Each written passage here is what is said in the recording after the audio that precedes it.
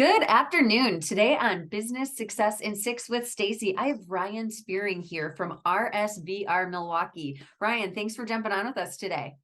Hey, no problem, Stacie. Thanks for having me.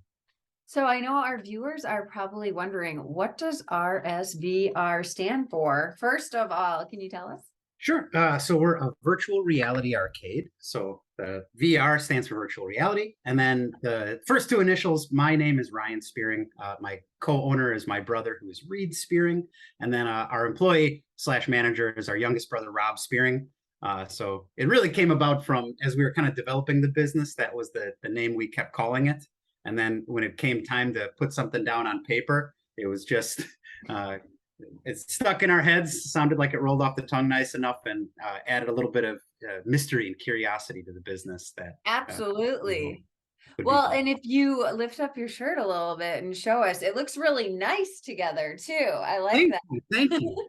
Uh, yeah, That's we're also we do accept walk-ins, but we're also primarily kind of a reservation online based business. So it kind of sounds like RSVP, which was just a happy accident. So if people confuse it for that, I think they're correct as well.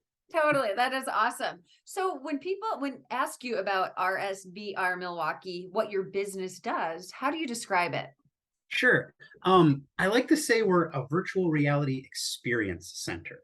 And really, I'm just staying a little bit away from the word arcade because as much as we have video games available, it's a little bit of different than what people might expect when they would walk into an arcade. As a lot of the things we have are kind of experience based. We can kind of transport you to the bottom of the ocean, and we can kind of look at a lot of unique sea life that we wouldn't be able to witness otherwise. Or use Google Earth to kind of transport ourselves anywhere on the globe. So a lot of cool things that you're not necessarily, I always say there's nothing to fight, nothing to win. It's not a video game per se, but just a really cool experience that a lot of people would enjoy. That being said, we do have a large list of more traditional video games, so the average gamer is going to come in and have a great time. But, say that you have a spouse or somebody that is maybe a little wary of video games, we think we've got a lot of stuff that they would really enjoy and walk away smiling with. So, Okay. So side question. So if I brought it scheduled RSVP'd with my three boys and they wanted to do some gaming and I wanted to go somewhere in the pyramid somewhere, I could do that and experience that.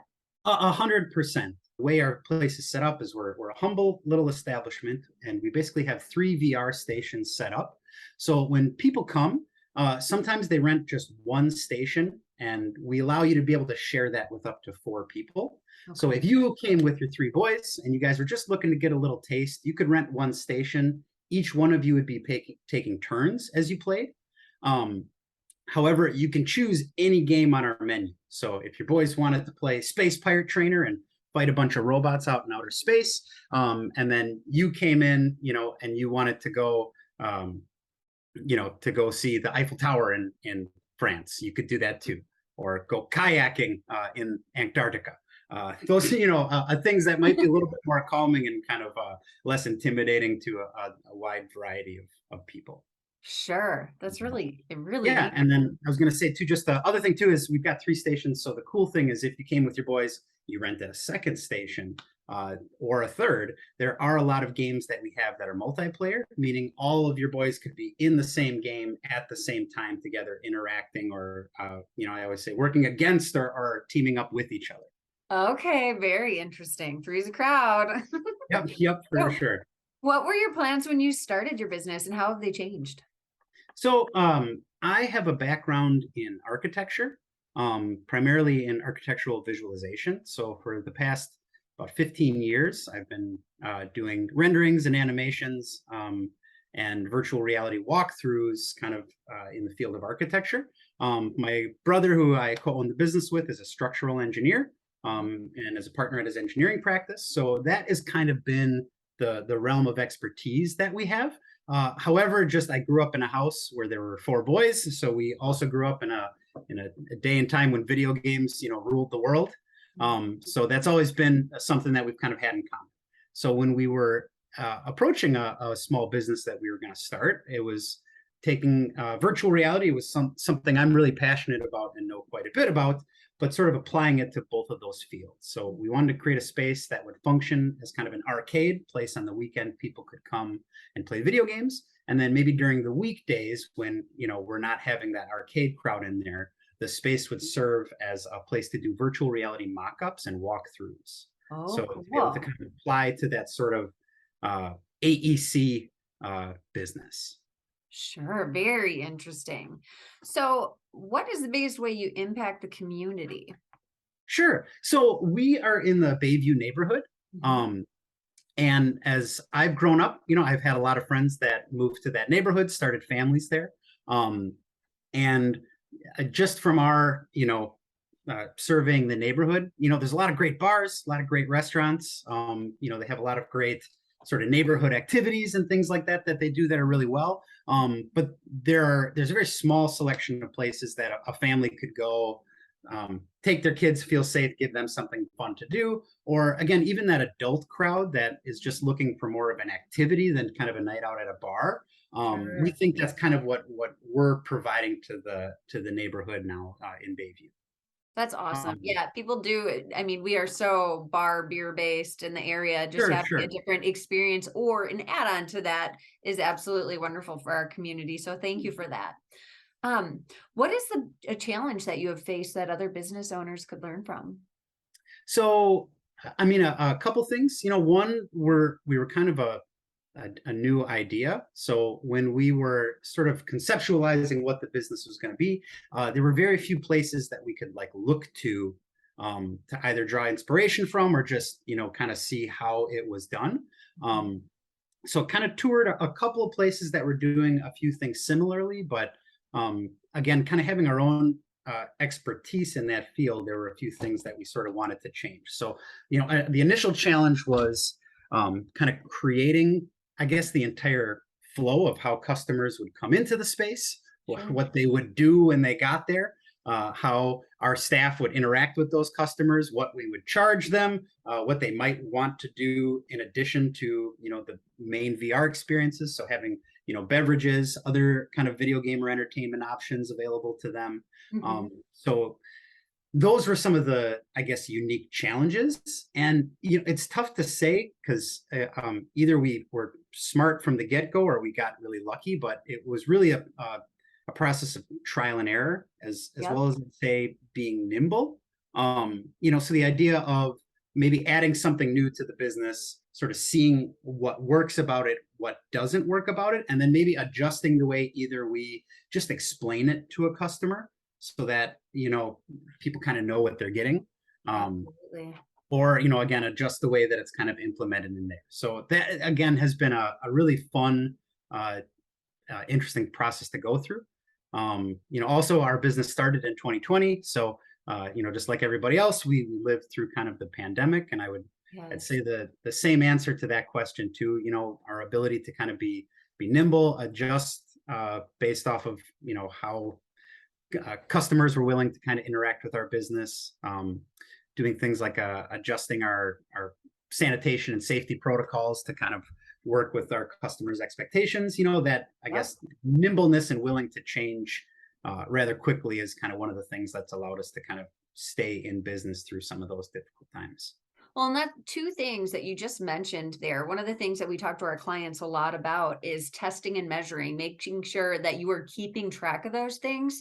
Right. And then when you say nimble, getting stuff done quick, because if you're constantly like measuring all the time and not adjusting things, you're not going to be able to know if it's right or wrong quick when you adjust it. So, if we Right. speak to do stuff, we're going to learn from it quick. And one more thing you said also is how you communicate things and making sure that you have your script and knowing how you're communicating things is so important. So thank you for bringing that up. That's wonderful. Yeah. What does the future look like to you? And do you have an exit plan? So the future's looking pretty good. I mean, it's been difficult because since our business primarily started right before the pandemic and then have kind of survived for that. Things have been climbing up this summer, but people always ask, like, are you busy during the summer? And I'd have to kind of reply, like, we haven't really had a full summer yet. Right. So we're still kind of in the process of kind of, learning and on where we've been and what we went through so that we can prepare for the future. But that being said, I think we've got kind of the business model figured out pretty well. We've got, like you mentioned, our script. So I think we understand customer expectations and how we can deliver a really good customer experience. Kind of our Google reviews have proved that to us. Awesome. And so the real question would just be, when is the appropriate time to maybe expand, move to a different or larger location? What would an expansion look like? And then on top of that, there's some wild ideas we've been throwing around about, esports is something very popular, and we kind of have a space that competitive gamers could really take advantage of. So is there a way to kind of lean into that industry more, while still maintaining kind of the same customer base and experience that we have? So technology, also we're a technology business. So as that sort of improves, those are things that we're really excited to be able to, update and integrate into our space. And also, since we really know the equipment and how it works ourselves, it really gives us an advantage where, some other arcades I've seen have had to invest hundreds of thousands of dollars into off-the-shelf equipment because they don't know enough about the technology to really learn how to implement it themselves.